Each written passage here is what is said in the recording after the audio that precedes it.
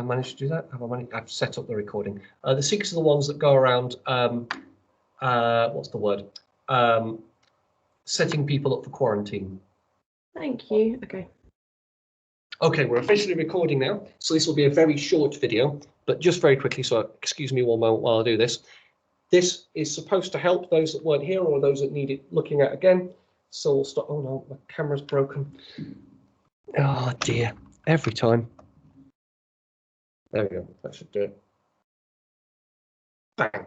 So this is the first box. How did people deal with epidemics? So you can see all of the things we've written down. We've talked about the Birdman costume, putting coins in vinegar. That was mainly to do with Eam in the Great Plague of 1665, which is the main deal for here.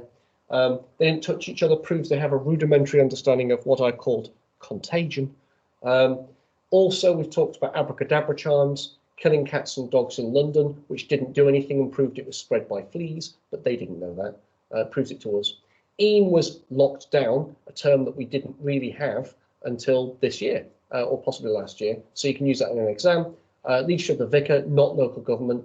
Though quarantine was attempted in London, they attempted a lockdown, the rich escaped.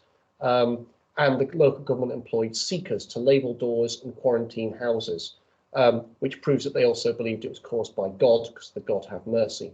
I've rubbed the rest off. The second box is this section here, and that's about how food and diet varied. There's no real change from the Middle Ages. That triangle means change, MA means Middle Ages for the peasants, though there might have been less food due to population increase and famines, so they might have eaten less well than they did in the Middle Ages. Urban poor, pretty much the same as the Middle Ages, but more pies and pastries. They had access to spices and tea in small amounts. The middling sort had more of all of those things and had access to more cheese and exotic fruits like pineapples, though mainly that was for the nobility with their exotic fruits and goods. They don't eat many pies or pastries. They're seen as sort of poor person food, though they do have access to sugar from the burgeoning sugar trade, which is mainly used in drinking tea. We talked about the gin craze as being a new form of drink. Poor people up until this point had drunk beer, and richer people had drunk wine. Gin came in, or everyone drank it. The problem was considered to be the poor. The poor were trying to escape their awful conditions and ended up drinking gin in things like pints because they'd no idea how to deal with it, and thus ended up addicted.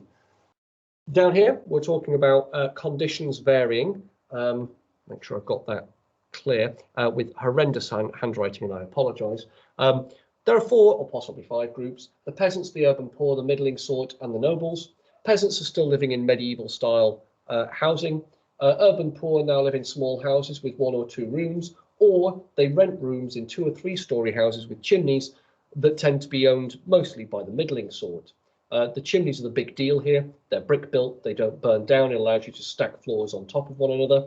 Yeoman farmers, the countryside rural middling sort, live in similar houses and have fields attached for their own farms, and they'll become a very powerful group in our next bit.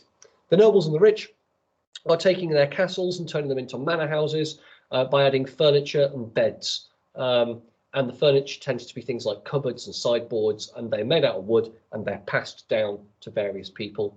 The last box was talking about what governments did. So in 1550, they passed licenses for beer and wine, which stopped people getting into alcoholism through beer and wine and meant that it became culturally acceptable to drink these things, and women were excluded from public houses. The gin craze, they react with 5 acts, none of which work terribly well. The only reason for the end of the gin craze was a combination of famine, economic downturn, and the generation that had been addicted to gin in the first place dying off. And so the new generation were not drinking gin in pints and therefore weren't being addicted to alcohol. The acts just happened to come in at the right time. They increased punishments, they increased fines. None of these really fixed the problem, but you can understand why the government thought that they did. They did start adding paved paths and town squares, oil lamps for lighting, paved roads, parks from 1609 onwards, as a result mainly of the increased power of local governments during the Great Plague and the desire to improve situations in cities to stop something like that happening again. The main people who are responsible for this are local powerful people called aldermen. They raised what was called rates, which was a tax on locals to pay for these improvements. We'd call it a council tax, I suppose. Local government take a role in the Great Plague. We mentioned earlier, they appointed those seekers, they set the quarantine in London, and that increased power will lead to their flexing, if you will, of that power later on, especially when we get to the next era of 1750 to 1900. That's our whistle stop tour. I will now stop that recording, and that will be made available online. How do I stop recording? I do that.